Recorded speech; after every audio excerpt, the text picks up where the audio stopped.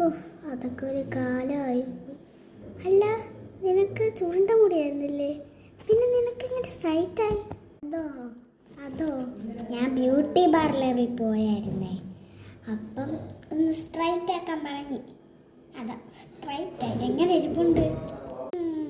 നടക്കട്ടെ, കൊള്ളാം.